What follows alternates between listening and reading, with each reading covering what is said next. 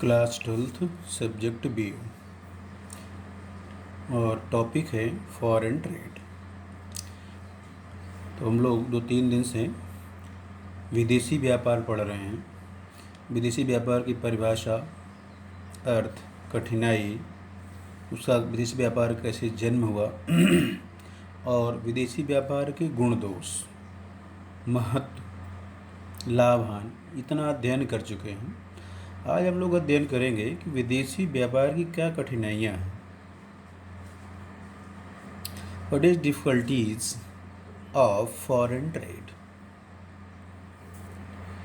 तो विदेशी व्यापार कौन कौन सी कठिनाई होती है उसके बारे में हम लोग आज अध्ययन करेंगे।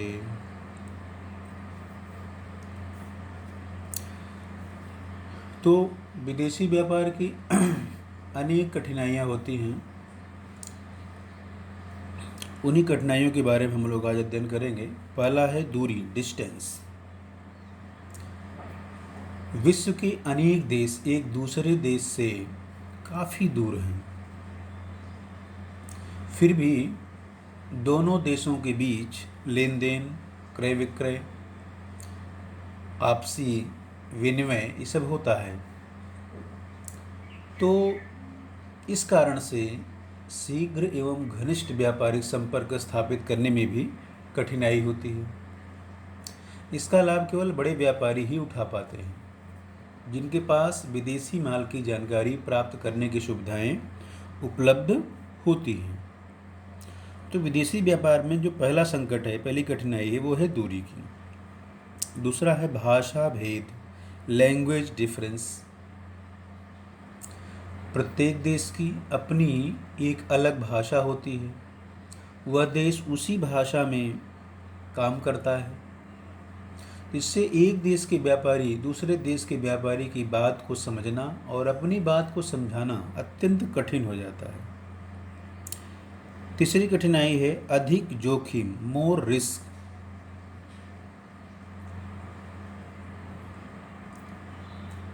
विदेशी व्यापार में हानि होने की संभावनाएं अधिक होती हैं, क्योंकि इसके अंतर्गत माल हजारों मील समुद्री मार्ग से आता जाता है। समुद्र की भीषण लहरें जहाज को उलट पलट सकती हैं। एक जलपोत दूसरे जलपोत से टकरा सकता है, किसी चट्टान से टकरा सकता है। जहाज को समुद्री लुटेरे द्वारा लूटे जाने और शत्रु देशों द्वारा आक्रमण होने का भी डर रहता है। इसलिए सामुद्रिक मार्ग के जोखिम से बचने का उपाय है सामुद्रिक बीमा, जिसके अंतर्गत थोड़ा सा प्रीमियम देकर लाखों के जोखिम से बचाव हो सकता है।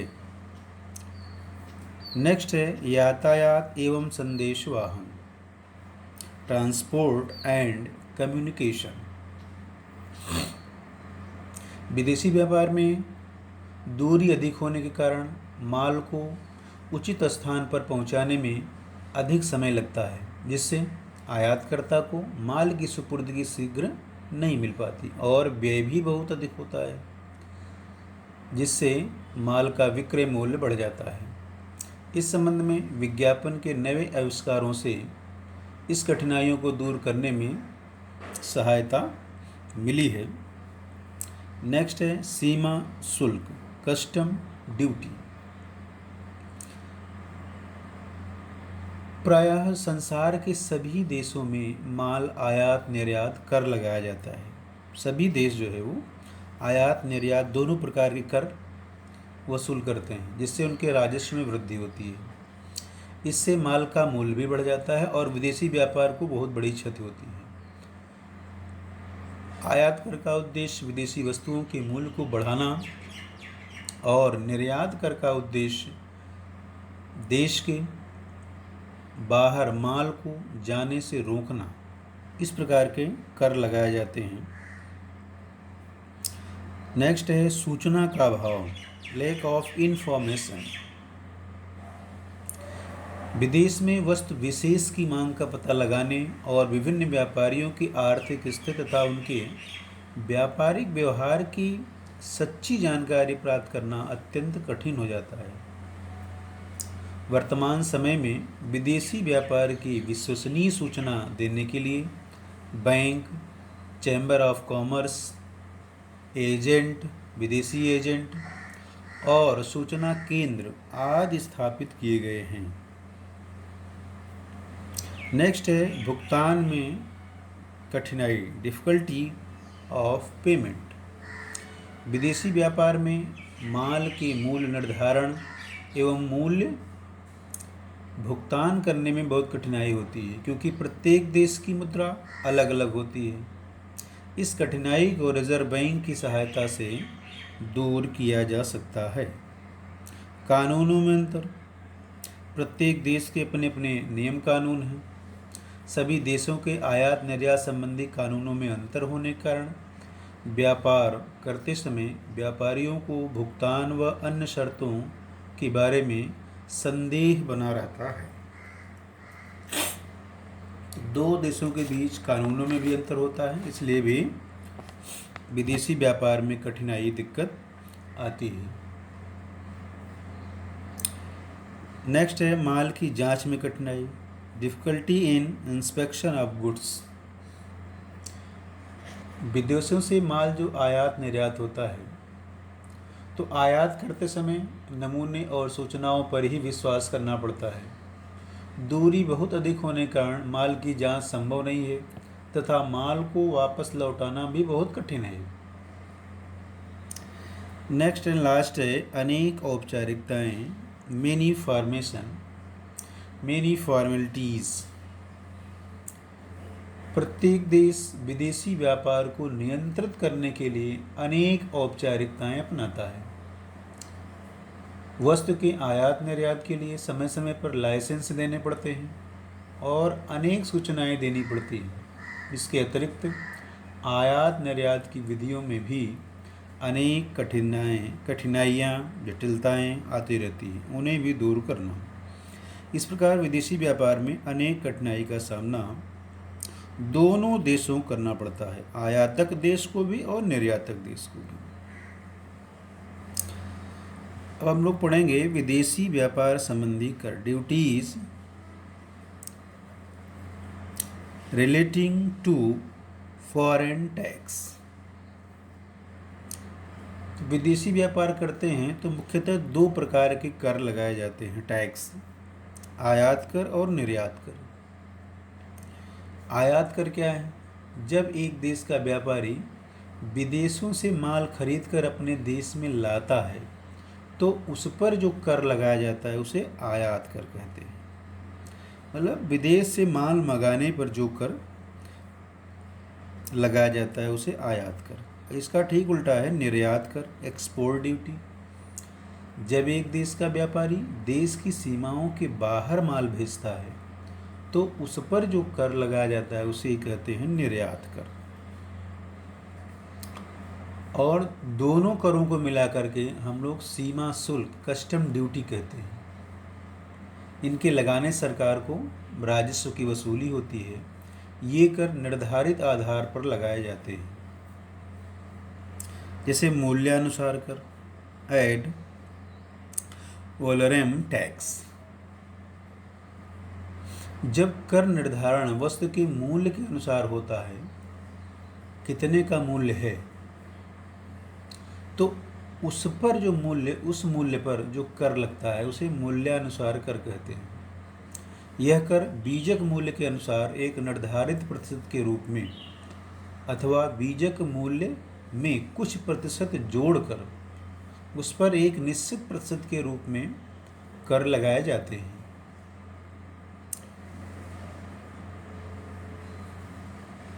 दूसरा है माल के परिमाण के अनुसार टैक्स, स्पेसिफिक टैक्स। जब सरकार द्वारा माल की मात्रा के अनुसार, जैसे प्रति टन, प्रति क्विंटल, प्रति लीटर, प्रति मीटर आदि के हिसाब से कर निर्धारण करता है तो उसे परिमाण के अनुसार कर कहते हैं। मतलब क्वांटिटी के आधार पर, ऊपर था वैल्यू के आधार पर टैक्स था, सेकंड है क्वांटिटी के आधार पर टैक्स। तो माल के परिमाण के अनुसार टैक्स लगाया जाता है कि कितना माल है। अब माल का जो माप है वो माल के अनुसार कर लिया जाता है, वो टन में है, क्विंटल में है, लीटर में है, मीटर में है, इस कारण धारणा हो जाता है। उसके बाद है अनुरक्षण कर। जब आयात निर्यात कर लगाने का उद्देश्य सरकार की आय को बढ़ाना होता है तो ऐसे कर को अनुरक्षण कर या राजस्व कर भी कहते हैं। Revenue tax.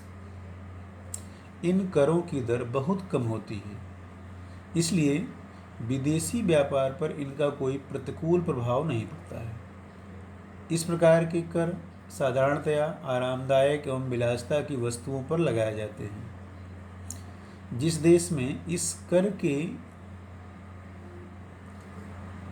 कर को लगाया नहीं जाता उसे स्वतंत्र व्यापार करने वाला देश फ्री ट्रेड कंट्री कहते हैं। डी है, नेक्स्ट है संरक्षण कर, प्रोटेक्शन ड्यूटी। जब सरकार द्वारा आयातों पर कर लगाने का उद्देश्य देश के घरेलू उद्योग धंधों को विदेशी प्रतियोगिता से संरक्षण प्रदान करना होता है तो उसे संरक्षण कर कहते हैं, प्रोटेक्शन टैक्स कहते हैं। इस प्रकार के कर प्रायः अविकसित देशों में लगाए जाते हैं। भारत में चीनी उद्योग के विकसित होने के कारण संरक्षण कर ही है। जैसे यदि देश में निर्मित वस्तु का विक्रय मूल्य 50 रुपये है और आयातित वस्तु का विक्रय मूल्य 48 रुपये है तो सरकार द्वारा विदेशी वस्तु पर 2 रुपये से अधिक आयात कर लगाना चाहती है, जिससे आयातित वस्तु का विक्रय मूल्य देशी मूल्य से अधिक हो जाता है।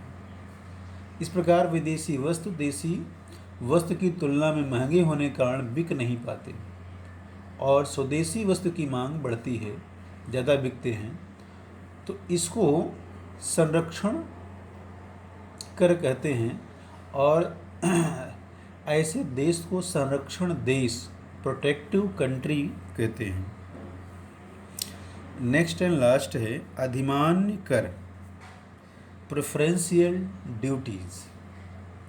जब सरकार द्वारा किसी विदेशी या किसी विशेष देश को अन्य देशों की अपेक्षा विशेष सुविधा प्रदान करता है तो उस देश से आने वाला माल अन्य देशों से आने वाले माल की अपेक्षा कम दर पर कर लगाया जाता है। इस प्रकार के कर को अधिमान्य कर कहते हैं। मतलब जब कई देशों से माल आ रहे हैं और किसी एक देश पर कम कर लगाया जाता है, विशेष सुविधा दी जाती है, उनको प्रेफरेंस दिया जाता है, ऐसी परिस्थिति में या इस प्रकार के कर को अधिमान्य कर कहते हैं। भारत के स्वतंत्र होने से पहले ब्रिटिश साम्राज्य वाले देशों से भारत में आने वाले माल पर अधिमान्य कर लगाया जाता था। अब तो नहीं है ऐसा कर, लेकिन जो बहुत ही मित्र देश हैं वो इस कर के माध्यम से वस्तुओं का आयात निर्यात करते हैं और अपने देश की लोगों को सुविधा और वस्तु प्रदान करते हैं। तो आज हम लोग विदेशी व्यापार की कठिनाइयों का अध्ययन किए। विदेशी व्यापार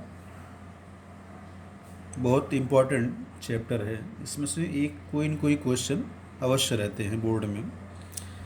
इसलिए विद्यार्थी भैयाओं से अनुरोध है कि इस विषय को विशेष रूप से अध्ययन करेंगे।